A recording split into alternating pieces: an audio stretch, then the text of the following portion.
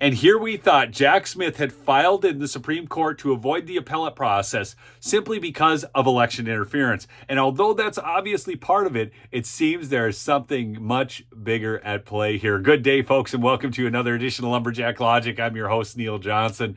Excited to share this report with you. So, Jack Smith's special counsel appointment is unconstitutional. Former Attorney General tells the Supreme Court. So they filed an amicus brief. That's a Friends of the Court brief. And I'm going to break it down for you right now. This is awesome.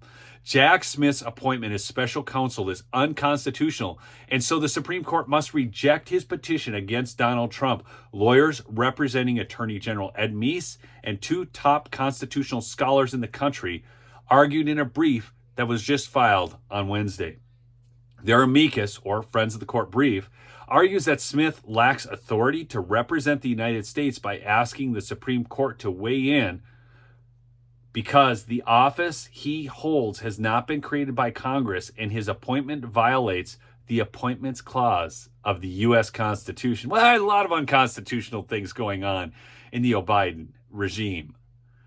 The filing essentially claims U.S. Attorney General Merrick Garland improperly appointed Smith to an office that does not exist with authority Garland does not possess. Now, look, folks, I know how we all feel about Mitch McConnell. He's a rhino. But I will forever be grateful to him for not allowing Merrick Garland to get on the Supreme Court. Can you imagine if a guy who has absolutely zero respect for the United States Constitution, his only aim is his personal ambition in serving the will of Obama? That's why I call it the Biden regime. We know that Joe Biden isn't running anything. Can you imagine if he was sitting on the United States Supreme Court? That's a dangerous prospect.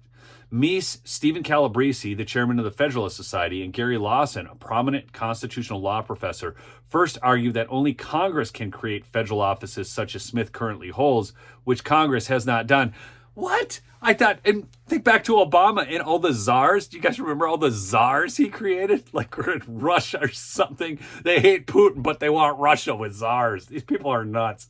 While the Constitution creates the office of president and vice president, Congress has the sole authority to create additional offices because the Constitution says those offices must be established by law.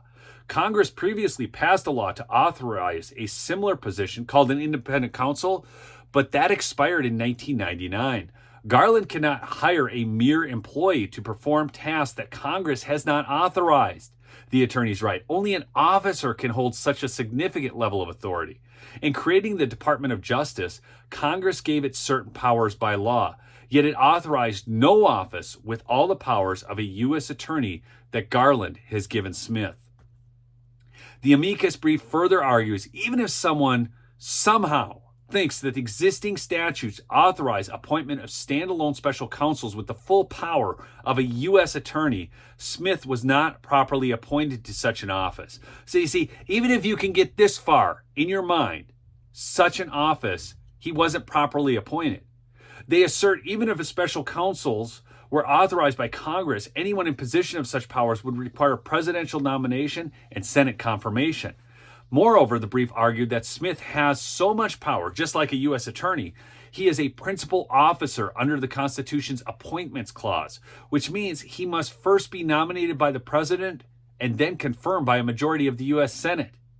Improperly appointed, he has no more authority to represent the United States in the court than Bryce Harper, Taylor Swift, or Jeff Bezos, they write. Although these briefs focus on saying the Supreme Court should refuse Smith's petition for the high court to take the case, its argument would mean that lower federal courts should dismiss all of Smith's prosecutions, including all of his pending charges against Trump. Meese served as Attorney General for President Ronald Reagan during a time when independent counsels were authorized by Congress and served a significant role. Folks, this is big news. Jack Smith doesn't even have the authority to do what he's doing. He's like Satan in the Bible when Isaiah says, one day we will ask, this was the man who caused all this trouble. Just like Satan, this dude is a mockery. He doesn't have power. Remember, have a good day. Look, thanks so much for listening to another episode. Please go check out my sponsor, MyPillow, MyPillow.com. Promo code Lumberjack for big savings. Peace out.